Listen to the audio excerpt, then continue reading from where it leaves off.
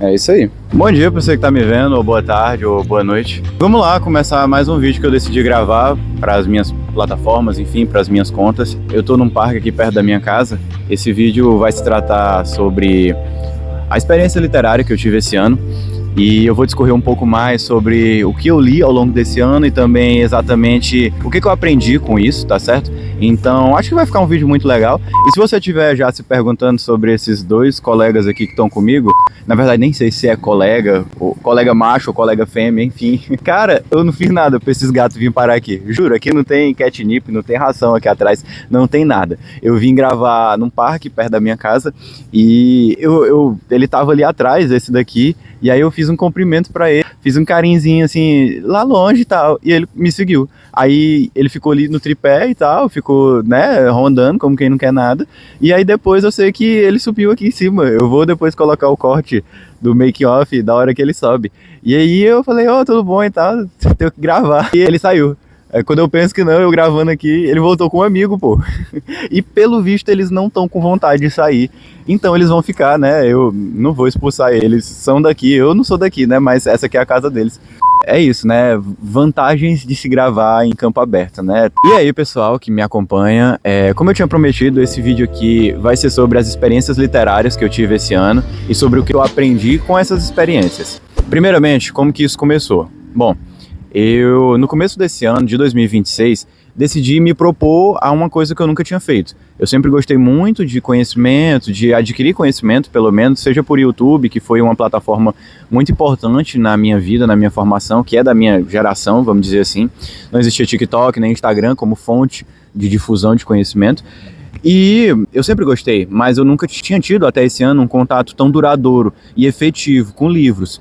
E aí esse ano eu decidi, eu já tô numa idadezinha considerável, eu acho que eu tenho essa maturidade para eu ler de uma forma mais constante, né? Então vamos tentar. E aí, o que foi que eu me propus quando esse ano começou? Eu falei, cara, eu quero que esse 2026 seja diferente do ponto de vista literário. Eu vou tentar fazer de uma forma que eu já tinha ouvido, que é muito ventilado por aí, a gente de vez em quando ouve, que é, tente começar devagar, tente ler um livro por mês. E aí eu falei, parece uma boa ideia, não fui atrás de ninguém que tenha vivido essa experiência, mas eu acho que pode ser uma boa. Então eu fui atrás e coloquei essa meta. Eu vou ler um livro por mês durante o meu 2026. Nós estamos agora quase iniciando o mês de agosto e eu consegui cumprir o combinado. Em alguns meses eu admito que eu furei um pouco o mês seguinte, ou então eu li o livro antecipadamente porque estava muito bom, mas eu li durante o primeiro semestre de 2026 um livro a cada mês. Dito isso, eu vou primeiro ordenar aqui quais livros eu acabei lendo durante esse ano e o que eu achei deles, mais ou menos, a ideia que eles passam, e por fim eu falo o que eu aprendi com essa dinâmica toda, com essa lição, enfim, com tudo isso que eu vivi. Beleza? Então, vamos lá. Vou precisar ficar assim agora porque eu quero ter as minhas mãos mais livres para mostrar para vocês os livros que eu li esse ano. A maioria tá aqui, depois eu explico por quê. Bom, iniciando. O primeiro livro que eu li esse ano foi o Manual Compacto da Literatura Brasileira. Ele me chamou a atenção em uma feira de livros muito tradicional aqui da minha cidade e eu acabei comprando ele, estava guardado. Como o próprio nome diz, ele tenta passear por toda a literatura brasileira, mostrando os movimentos. Alguns eu já conhecia, outros eu acabei conhecendo mais. E como pelo próprio nome dele diz, né, por ser um livro mais compacto, acabou me atraindo. Então, como eu estava em janeiro, tendo que ler alguma coisa, e eu achei esse daqui o mais sucinto, curtinho e breve, que ainda ia me ajudar nos vestibulares que eu, enfim, faço, acabou sendo ele o escolhido de janeiro e foi muito bom. Teve vários movimentos que eu já gostava e que eu pude ter contato com algumas obras compiladas, mas a maior vantagem desse livro aqui foi que eu tive contato com alguns movimentos, como por exemplo, parnasianismo, que eu não tinha tanto apreço, mas que eu acabei gostando muito mesmo, assim, pelo menos de alguns autores isolados, como Raimundo Corrêa, que eu nem conhecia, ou que eu tinha visto muito por cima. Então, valeu muito a pena. Bom, saindo dessa seara mais técnica, eu acabei escolhendo um livro narrativo para ler depois. E aí o escolhido foi o primeiro romance que o Machado de Assis escreveu na vida dele, inclusive ainda da fase romântica do autor, que é Ressurreição. Esse livro aqui, realmente eu gostei bastante. Como eu falei, entrou como o meu primeiro livro narrativo, acabou se tornando uma leitura muito agradável, porque me criou para Machado de Assis. Eu acho que nesse livro aqui, e na realidade tenho quase certeza, tem muita coisa que o Machado gostava e que na realidade ele tentou colocar ali e que ele iria aprimorar nos próximos livros dele. Então aqui a gente tem Félix tentando amar Lívia, é um casal cheio de idas e vindas que eu não vou entrar no mérito, mas que já labora, já inicia muita coisa que, por exemplo, vai ser tema do grande sucesso do Machado de Assis, que é Dom Casmurro. Não, continue, não deixa ele atrapalhar não. Enfim, Ressurreição foi um livro muito bom, gostei bastante, com certeza vai ficar marcado para mim, mesmo não sendo um livro tão famoso do Machado, tem um lugar especial no meu coração. Agora não resta mais nenhum gato aqui, sou só eu. Enfim, continuando, a gente vai ter aqui o meu segundo livro, aliás, o terceiro livro do ano. Eu acabei engatando em outro livro do Machado de Assis. Esse daqui, inclusive, foi o melhor do autor que eu já li até agora. Esse livro aqui é A Mão e a Luva.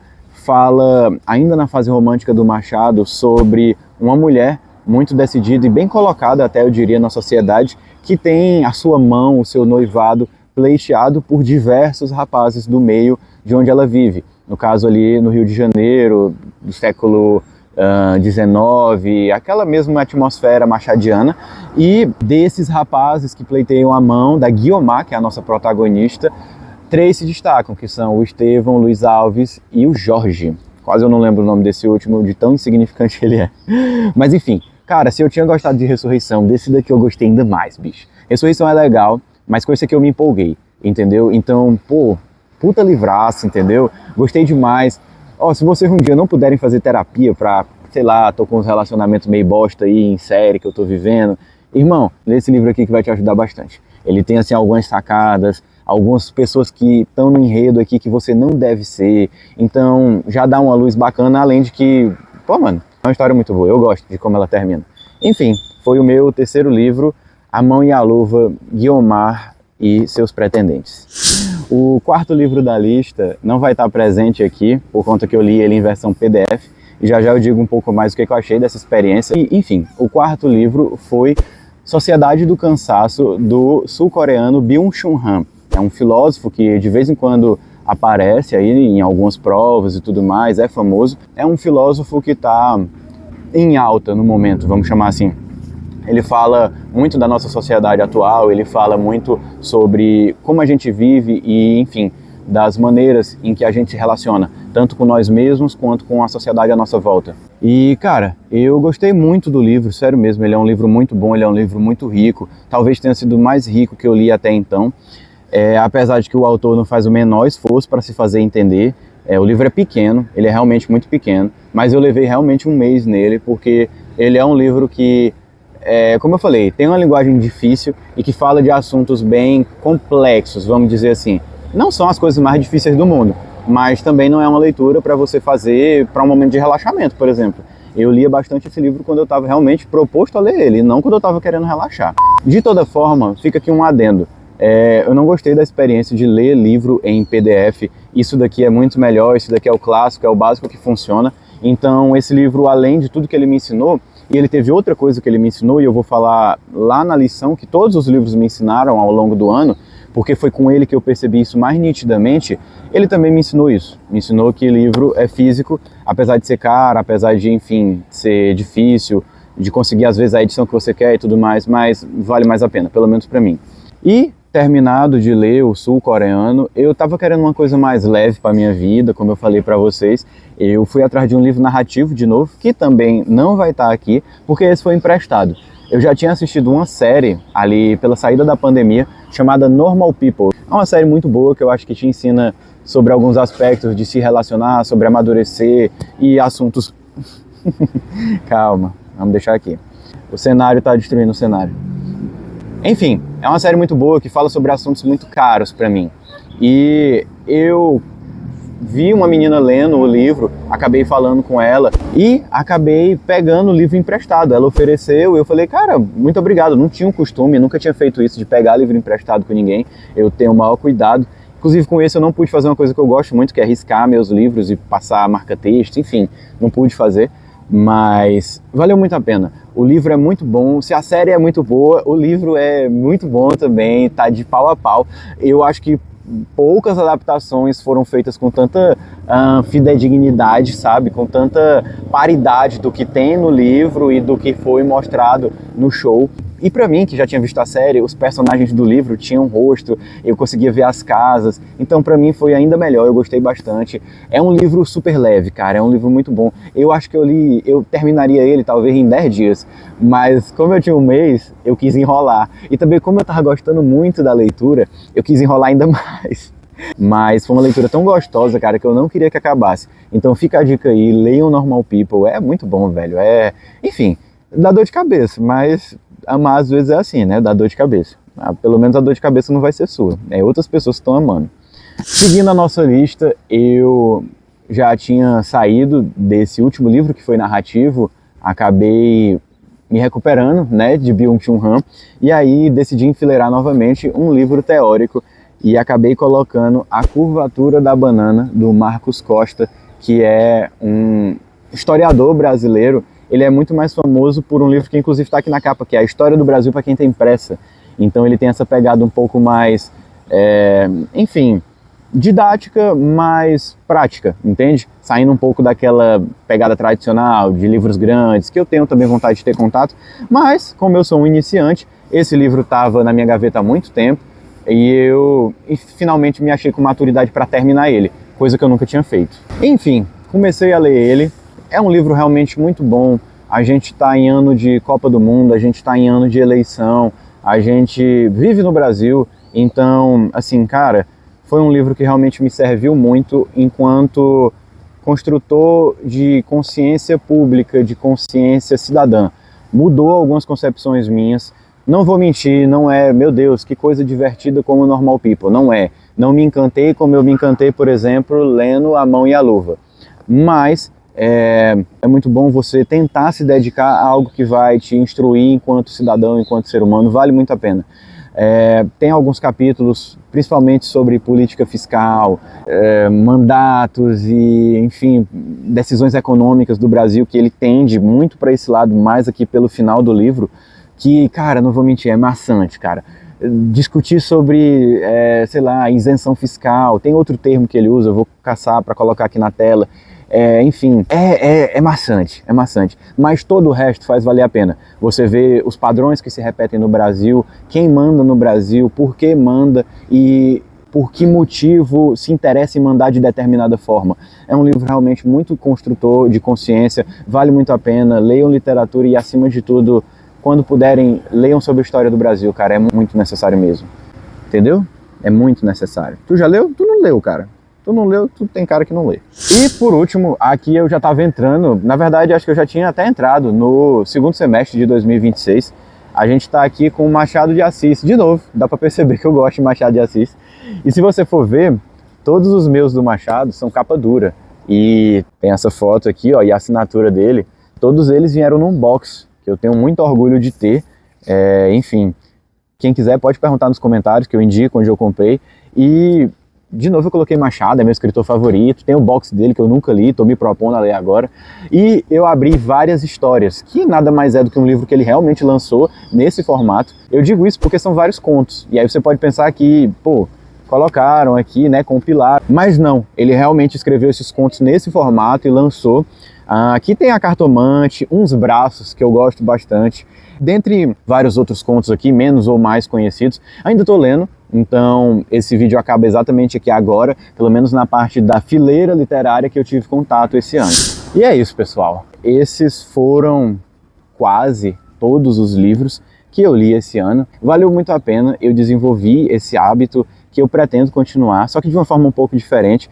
Eu comecei a ler principalmente durante o meu almoço. Parece uma coisa muito estranha. Eu realmente ficava com minha comida aqui, minha marmita aqui, e com o livro aqui. É um pouco ruim para marcar, como eu gosto, porque você fica tendo que dividir a atenção, mas era o jeito que eu encontrava de encaixar na minha rotina a leitura.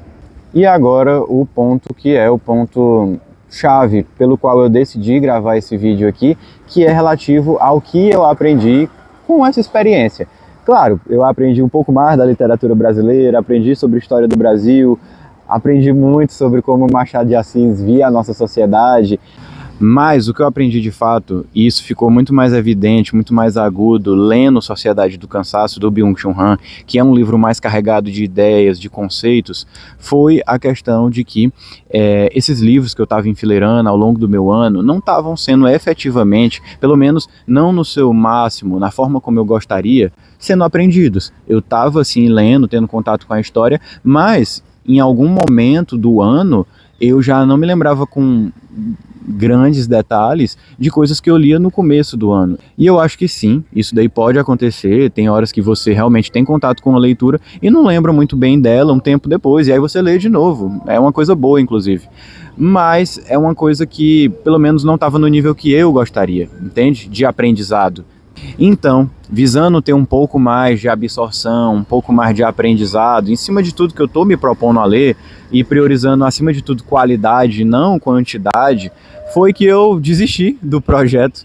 E eu fico muito feliz em dizer que eu não desisti desse projeto agora no segundo semestre, porque eu não estava aguentando, porque eu não estava conseguindo fazer. Realmente é uma coisa que exige dedicação, então em alguns momentos eu deixei de fazer outras coisas para ler, para que eu pudesse cumprir a minha meta, né, de ler um livro por mês, mas eu tô desistindo pelo motivo de que eu percebi que não vale a pena. E não tem nada de errado em você desistir de algo só porque você viu que aquilo não faz mais sentido para você. Não tem realmente nenhuma vergonha nisso. Pelo menos eu penso assim.